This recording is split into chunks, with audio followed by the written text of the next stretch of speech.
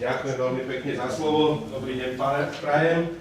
Dovolte mi teda, aby som vám predstavil naše produkty, ktoré ponúkame na slovenskom trhu, ale v krátkosti najskôr našej histórii. Založení sme boli v roku 1946 s pánom Friedrichom Schiedelom, pôsobíme v 25 krajinách, 1400 zamestnancov, 20 výrobných závodov. Našu filozofiu možno už poznáte a viete, že nie je našim cieľom predávať len produkt, ale samozrejme emócie a služby s tým súvisiace alebo servis.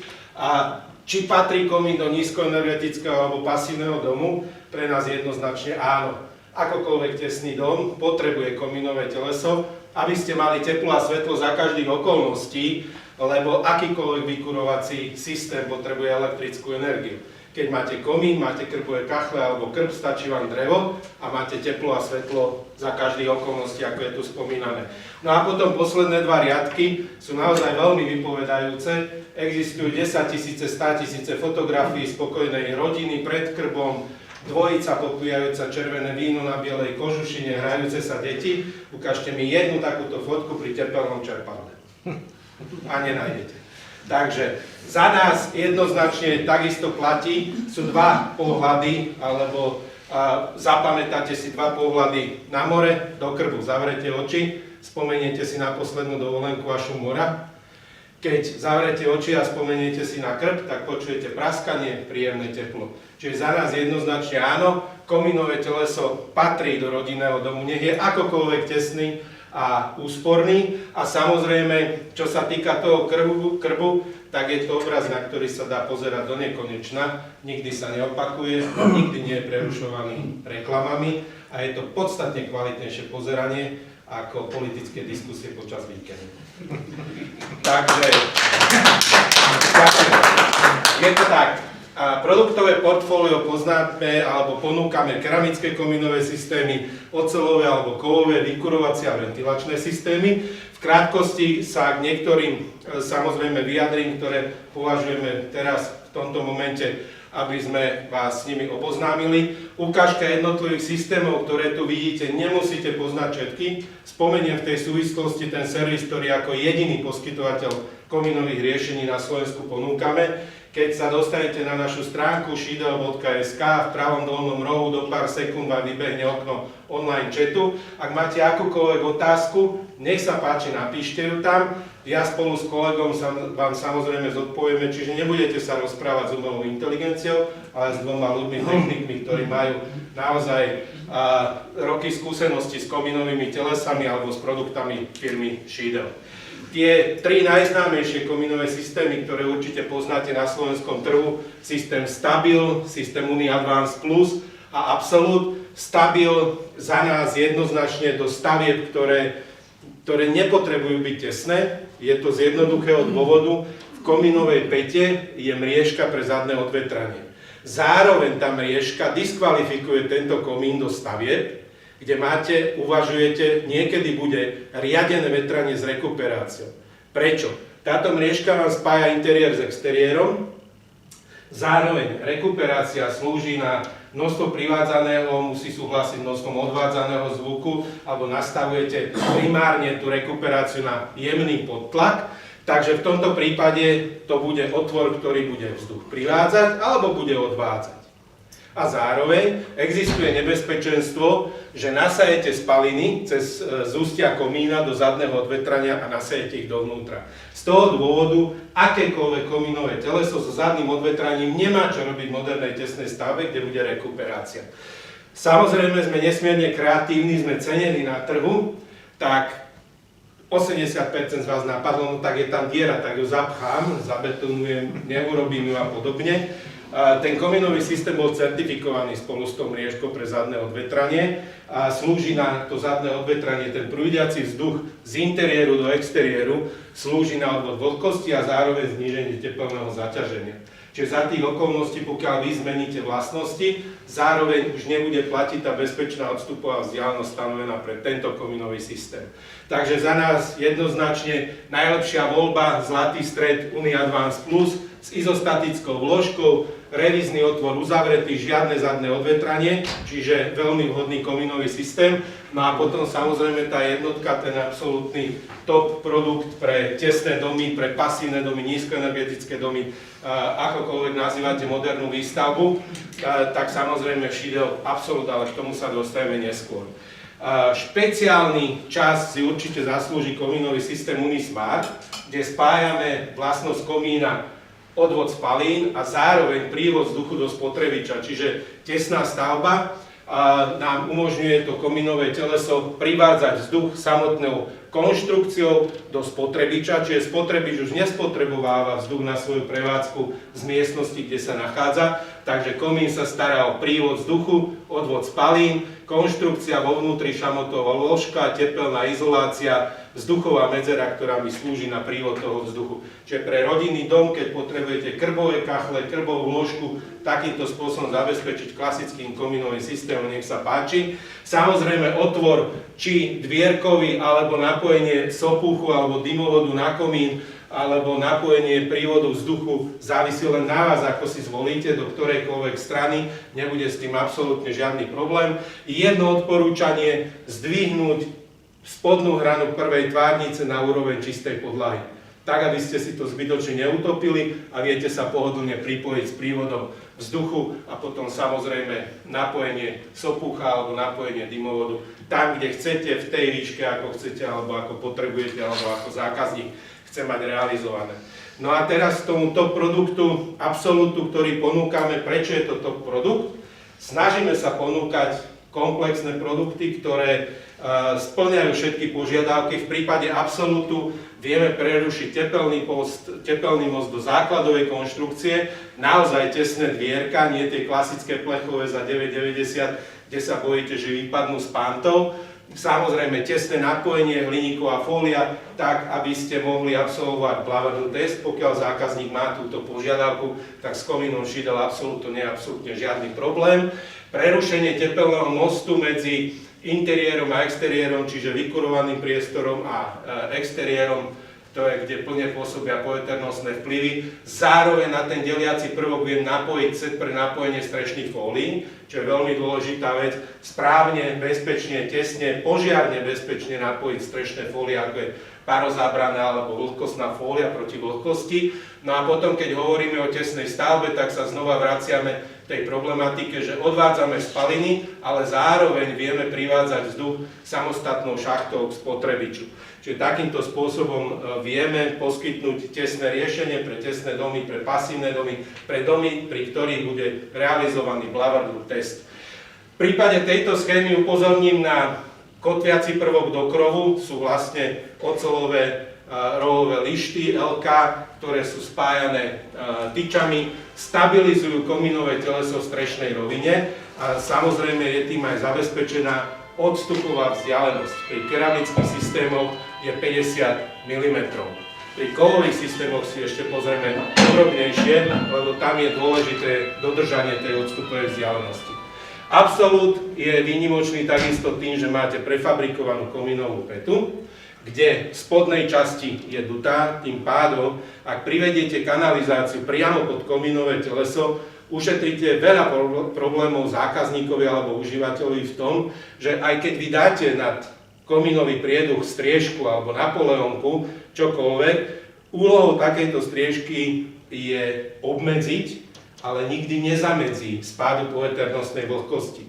Čiže určité množstvo vody sa vám dostane dole a vždy je lepšie ju odviesť do kanalizácie, lebo zákazník na to nebude mysleť, investor nebude pozerať každý mesiac, nebude pozerať po intenzívnych dažďoch, že čo mu tam napadalo. Takže priviete kanalizáciu pod komín, vytiahnite hadicu vlastne z toho revízneho otvoru, zasunte do kanalizácie a je vyriešené.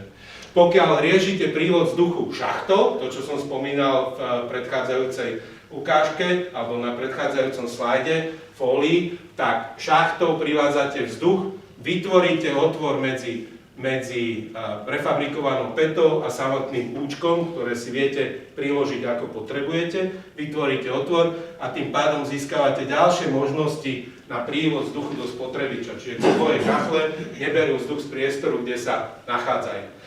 Absolútny top, kvalitný výrobok znamená aj to, že ho vieme nielen dať ako technicky v poriadku, ale samozrejme aj esteticky výhodne pre zákazníka v tom, že môže si zvoliť buď klasický zlat a dvierka si nastrie ako chce, alebo dizajnová päta prefabrikovaná, kde sa potom pozerá len na tenkú líniu 3-4 mm, vie si tie dvierka omietnúť a samozrejme potom následne aj povrchovo upraviť farebne.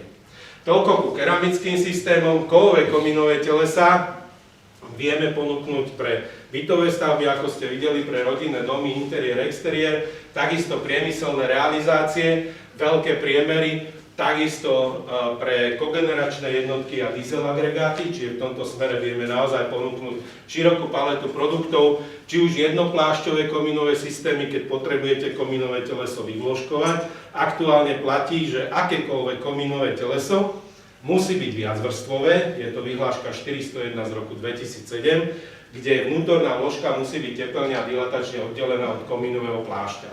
V momente, keď vy rekonštruujete spalinovú cestu, komín, alebo vymieňate kotol, alebo meníte typ paliva, je vašou povinnosťou uviesť to komínové teleso do súladu s legislatívou. Čiže nasleduje povinnosť buď vyfrézovanie komínového telesa, potrebujete zväčšiť jeho prierez a samozrejme následne musí ísť vložka a vtedy vieme ponúknuť Prima Plus alebo Prima 1. Dvojplášťové alebo viacvrstvové systémy s rôznou hrúbkou izolácie podľa spôsobu použitia. Znova nech sa páči, akákoľvek otázka v súvislosti s akou voľbou, aký systém zvoliť, neváhajte nás cez online chat alebo telefonicky alebo mailom kontaktovať. A vzduchospalinový systém, aj pri kovových systémoch vieme ponúknuť riešenie, kedy privádzate vzduch do spotrebiča a odvádzate spaliny do exteriéru.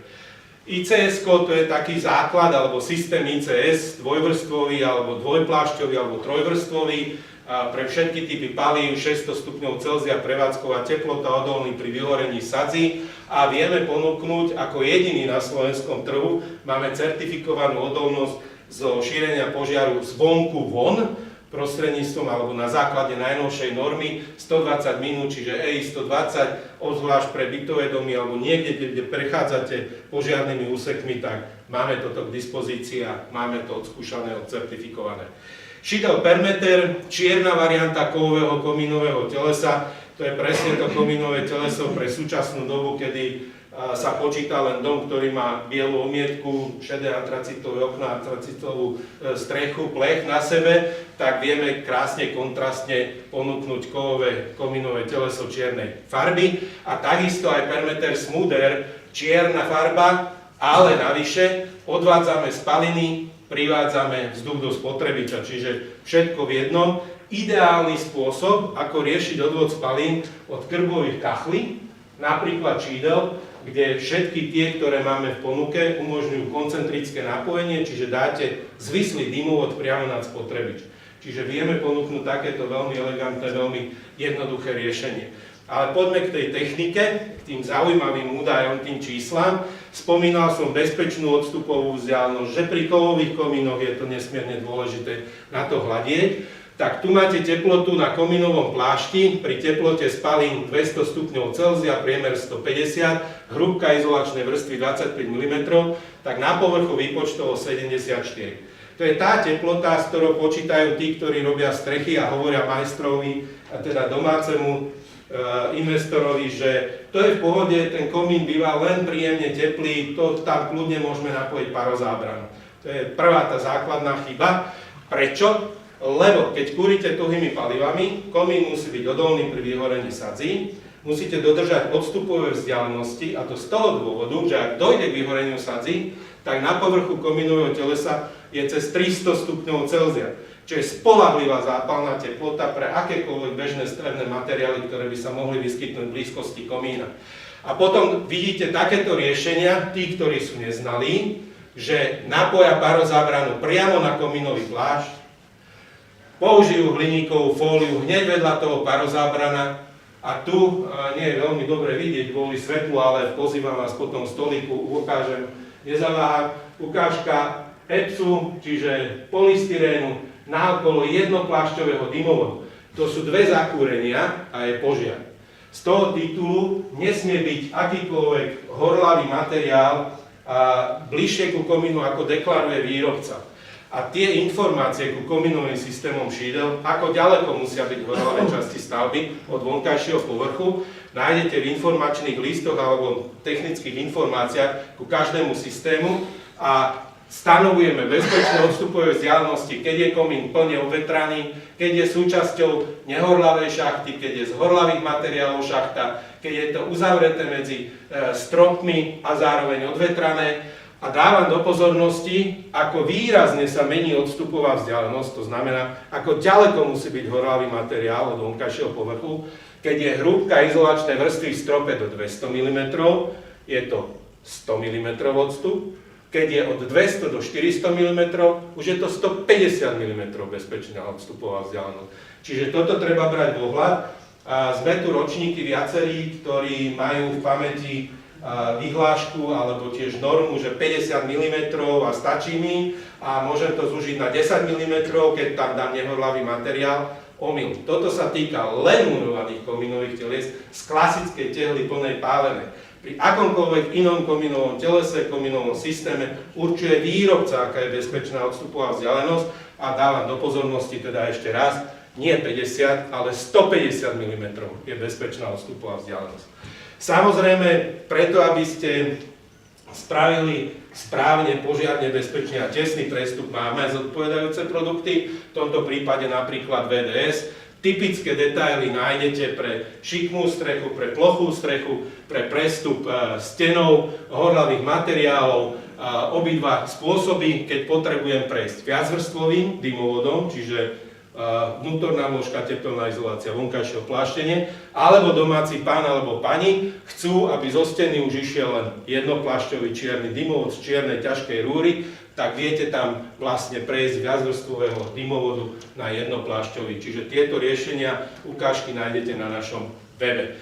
Kingfire, parát alebo krb pod komínom, betónový modul s krbovou vložkou vo vnútri, priamo na tom postavené komínové teleso, niekoľko typov, čiže to sú predstavitelia toho ďalšieho piliera na začiatku z tých štyroch, ktorý som ukazoval, čiže vykurovacie systémy šídel, s tým, že viete sa prispôsobiť na betónovom module pozíciou komína v strešnej rovine alebo prvkom zo strešnej konštrukcie. Krbové kachle, všetky, ktoré máme v ponuke, tak ako ich tu vidíte, umožňujú koncentrické napojenie prostredníctvom Permeter Smooth Air komínového telesa, čiže prívod vzduchu, odvod spalín. Novinka pre tento rok, máme oble, tak teraz máme už aj hranaté, kockaté, rôzne veľkosti, rôzne typy, rohový typ, alebo s pohľadom do troch strán, alebo z troch strán máte možnosť vidieť vlastne oheň v zariadení. Veľmi v krátkosti k rekuperácii alebo riadenému vetraniu s rekuperáciou. Za mňa osobne si myslím, že neexistuje spôsob, ako vyvetrať tesný, moderný, pasívny, nízkoenergeticky aktívny, nulový dom oknami. Jedine riadeným vetraním s rekuperáciou. Vy neviete, kedy okno otvoriť, neviete, ako dlho má byť otvorené, kedy ho zatvoriť. Čiže radšej riadené vetranie s rekuperáciou. My vám bezplatne navrhneme také riešenie v spolupráci so spoločnosťou Cender a samozrejme tým, že použijete riadené vetranie s rekuperáciou, tak veľmi jednoduchá pomôcka pre tých z vás, ktorí majú v domácnosti alebo skúsenosť, alebo zákazník povie, že sme astmatici a sme citliví na prach, tak tu je ukážka filtra z rekuperačnej jednotky z blízkosti golfového ihriska, čiže z prírody. Teraz si predstavte, aký prach sa dostane otvorenými oknami ku vám dovnútra, keď vetráte len oknami. Takže aj na toto dokáže, alebo s týmto dokáže pomôcť riadené vetranie s rekuperáciou. Legislatíva, určite ste zaregistrovali, že od 1.7., ak ma pamäť neklame, roku 2023 platí minimálna výška vyústenia spalín od spotrebiča na tuhé palivo minimálne 6 metrov nad terén, čiže 248 z roku 2023, minimálne 6 metrov nad terén, výška nad strešnou rovinou podľa vyhlášky minimálne 0,6 metra, tam, kde pretnete s komínovým telesom strešnú rovinu, tak si prirátajte 60 cm. To je to pravidlo, čo sa týka výšky. Pri plochých strechách zostalo pôvodných pôvodný 1 meter. No a máme posledných 30 sekúnd, ale nastáva naozaj zaujímavá chvíľa, ukážka toho, čo dokáže nielen slovenská stavba. Vždy to spôsobí úsmevy na tvári, je dobré, že nemáte osobnú skúsenosť, ale je veľmi dobré si to pripomenúť, že na čo si naozaj dávať pozor. Komín je samonosná konštrukcia, nesmie slúžiť ako nosný systém pre ďalšie stavebné prvky a zároveň je naozaj vhodné dodržať bezpečnú odstupovú vzdialenosť. Čiže nevotknúť trám rovno do komínového telesa. Toto je naozaj veľmi zlé. Ukážka. 200 do 200 sa nedá, niektorí dokážu, 180 do 200 dokážu, lebo použijú akože vhodný materiál prechodku. Upozorňujem na túto možnosť. Hovorí sa, že prechodka do keramických systémov, dymovodu a podobne. Pre mňa ako technika je problém, že je tam šnúra na vytesnenie, ale tú šnúru drží pevný oceľový prvok, ktorý je napojený na to hrdlo, do ktorého dávate dymovod. Čiže ako náhle vy zakúrite, zahrejete, učivo 7. ročník základnej školy, si niektorí pamätáme, roztiahne sa oceľ a následne samozrejme šamotový prvok praskne. Pozícia praskliny o 10 minút 2, tak je jasné, že vtedy bol tesne zaústený dymov a došlo k prasknutiu. Táto ukážka zase hovorí o nesprávnom statickom zabezpečení komína. Tým, že ho zafixovali drevami, čo k tomu dodať, dali potom minerálnu vlnu, aby bola zabezpečená odstupová vzdialenosť, aby sa to hneď nehýbalo, ale predstavte si, ako technici zafúka vietor, čo urobí pohybujúci sa komín s izoláciou, ktorá nemá žiadnu statickú funkciu, takže už to sa bude len čoraz viacej hýbať a následkom je potom prasnuté komínové teleso. Ukážka absolútnej neznalosti problematiky, kedy fólia strešná je napojená priamo na komínový plášť. Keď si spomeniete, pre keramické systémy som povedal minimálne 50 mm. Čiže tu mala ísť minerálna vlna na komínový plášť, úplne až do hora, na to je tá krycia doska pripravená a až na to mala ísť strešná fólia. Čiže toto je ďalšia zo zásadných chýb. Ukážka, keď som hovoril, že vyhorenie sadzí, a čo urobí vyhorenie sadzí s komínovým telesom, tak vidíte vnútornú ložku, po pôsobení vyhorenia sadzí, čiže nejakých 1000 stupňov a viacej.